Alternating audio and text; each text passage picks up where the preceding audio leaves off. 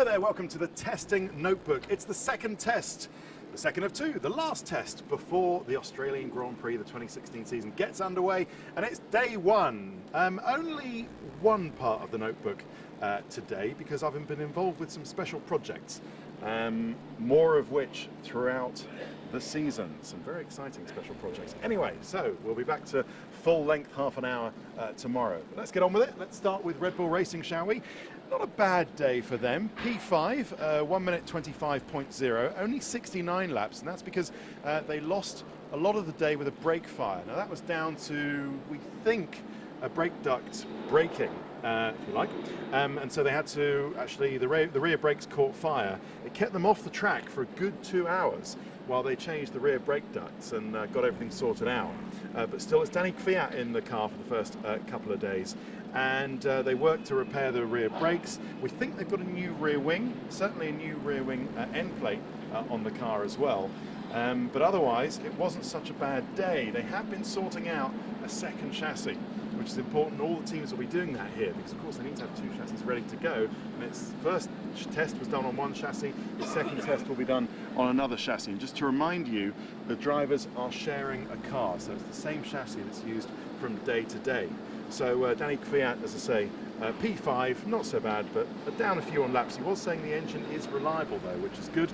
Quick shout out to Toro Rosso, the sister team there, and not such a bad day at all for them. It was only P7 for Max Verstappen. The times wouldn't really suggest that. It's only a 1:25.1, but it's the number of laps which is significant.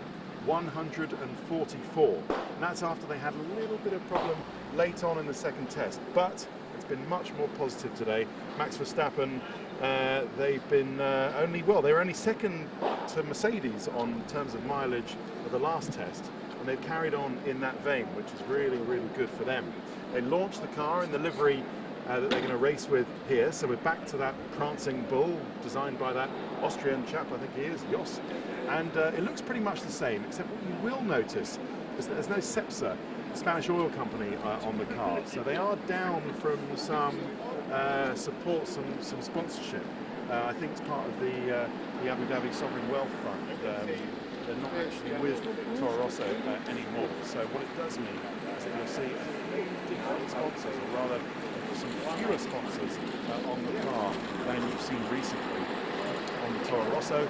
They've got a new floor as well, and they're bringing some new parts every day to this car now that they actually sorted out around the Ferrari engine. But yeah, they picked up the pace well with that new floor, and they've got a quadruple element monkey seat. Wow, what about that? Never said those words together. Yeah, they're going great guns. Now, finally, Mercedes, they let the star off the leash, if you like. Doesn't really work well, does it? But the car's finally put on some soft tyres, and with that, the fastest lap of the day, a P1 for Nico Rosberg, 82 laps, a 1:23.0. Now, let's put that into context. That time was on the soft tyre. That's 7/10 faster than the Ferrari time, best time, on the soft tyre last week, and it's after being half a second faster on the mediums as well. So at the moment, Mercedes have the pace. We know they have the reliability. They did 82 laps today. Well, Rosberg did 82 laps. Hamilton then did a load of laps himself. So they're just getting through everything that they need to. They've already got through seemingly every job on their run plan, on their run sheet. So what else is there to do? Well, it's to try out some different things, try out a different nose cone, try out a new front wing, just see where they can get to. So they've been the class of the test the last week. They're clearly the class of this test so far, and we're going to see, we may see some super soft running and some ultra soft running as well. I'm not sure about the ultra soft, there's not really that much to learn this circuit in particular. I think we will see it before the test is out. So we've been all looking for a response from Ferrari. We'll talk about that in a minute after we talk about Williams. And another positive day for them. The order for them is Valtteri Bottas for the first 2 days, and then Felipe Massa for the last 2 days. And it was a P2 for Valtteri Bottas today, 123 laps. Now he did a 23.2 on the ultra soft, and that was after being half a second off the Mercedes on the soft tyres. So it seems the order is, as I've been saying throughout these testing notes, pretty much as we left it in Abu Dhabi, with Mercedes up top, then Ferrari and Williams, gap to Mercedes being half a second a lap. I think you'll agree that's pretty much where they were, where we left off in 2015. It seems to be where they are now, but the encouraging news for Williams is that they haven't put their super duper new front wing and new nose cone on yet. They haven't got some new bits towards the back of the car as well. So there is pace inherent still to come in the Williams for Melbourne, so that's not bad for them. They did more aero work today. There'll be full operation, full race team. Jakob Andreasen is there, Pat Simmons is here, Rob Smedley, and as Felipe Massa will take over later in the week. They've sorted out their reliability issues. They've run cleanly today with a full performance and setup program as well. Just see the Ferrari motorhome, which must be a happy place to be at the moment, and that's because they had a straightforward day. They weren't fastest, in fact they were only P4 with Kimi Raikkonen, and they weren't reliable either. They had a stoppage in the middle of the day. They were stuck in 8th gear with possible hydraulic problem, but we're not quite sure about that because they haven't confirmed it yet. But it's once again Kimi Raikkonen having the worst of the reliability. And when is the Finn going to get an absolutely clean day with 120 plus laps? I do not know. I'm not sure he knows either, but we'll see. He did a 24.8 on the medium tyres, did Kimi Raikkonen.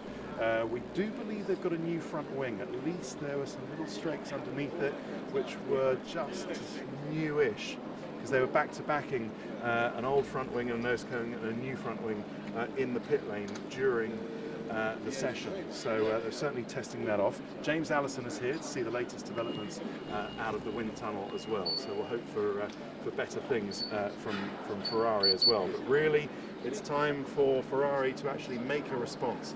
To see, Ferrari could tell that even though they were fastest in the first test on 3 out of the 4 days, it was Mercedes who were the strongest. Now is the time for Ferrari to respond. We'll see whether they can do that in terms of outright pace before we get to Australia. We probably won't know until we get to qualifying in Melbourne. Sauber, welcome to the new car, and congratulations to Mark Smith, who's the new technical director, and all of his guys and girls in Hinwil, because they built a very nice, tidy package indeed, based around the 2016 Ferrari power plant and transmission, so of course we know it's going to be strong in that department. First car fully under Mark Smith, the guy who used to be the technical director at Caterham, so this is his first baby, if you like. And today was a very good launch. It's a track debut for the car, but with that it was a P9, 103 laps for Felipe Nasr on a 25.4. So that's something for Sauber to build on. And what we don't think that they're going to be doing is actually starting this test with the full aero package for Melbourne, because they've still got things to come. They're late anyway, so late, later than anybody else. So really the car that we see here isn't going to be the car that comes to Melbourne, and they've got a lot of work still to do. Let's talk about Renault, because here we are, and we can see Remy Taffin on the phone here, talking to his engine department in Viry-Châtillon, and clearly they're reliable, because even though Kevin Magnussen did conk out at the end of the session at turn 3, I can confirm it was a run dry test, so they deliberately ran the car dry of fuel just to see if their calibrations, their predictions of when it was going to conk out were accurate, which they were.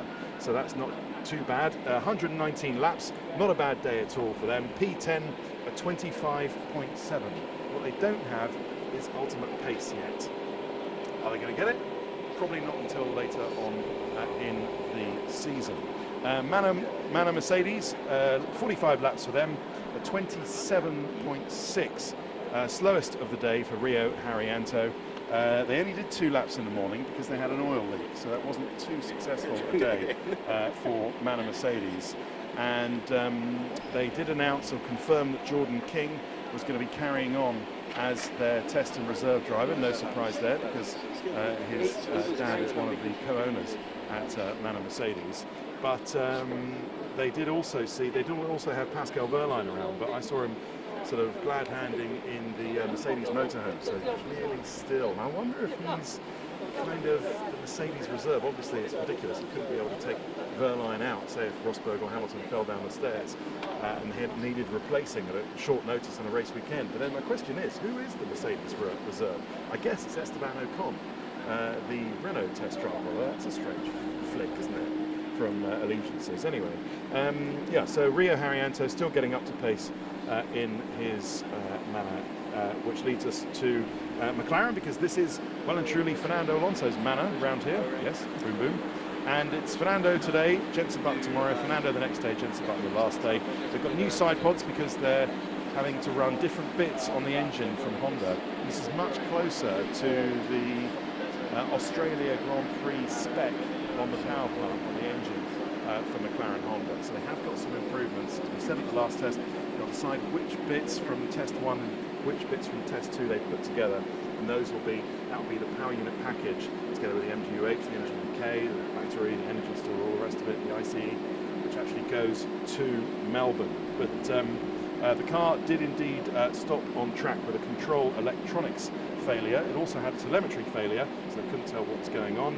They did some long runs after a qualifying simulation in the morning, and that qualifying simulation netted them... What time did it net them? Alonso wasn't too bad, I think. I haven't written it down in my notebook, but luckily I've got it on my phone. That's not good, is it?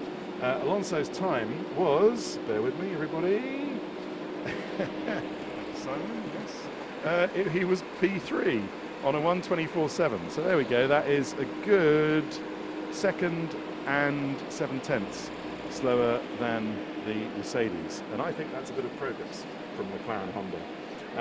But they're getting back to speed after the time lost last week. And talking of time lost, wasn't a good day at all, I'm afraid, for Haas F1. We can just see Romain Grosjean relaxing with a journalist or friend in the motorhome here, Si. And that's because his teammate Esteban Gutierrez was only P11. He only did 23 laps. The fuel system meant that he conked out and they couldn't get the car fixed. So, well, fuel system, I'm not quite sure. Do we chalk that down to a Ferrari issue or not? In which case, they can't complain because they're so tight with Ferrari. Such are the perils of being close with a parent team. Anyway, that's all we've got time for. Thanks very much for watching. Notebook back to full length tomorrow. Bye-bye.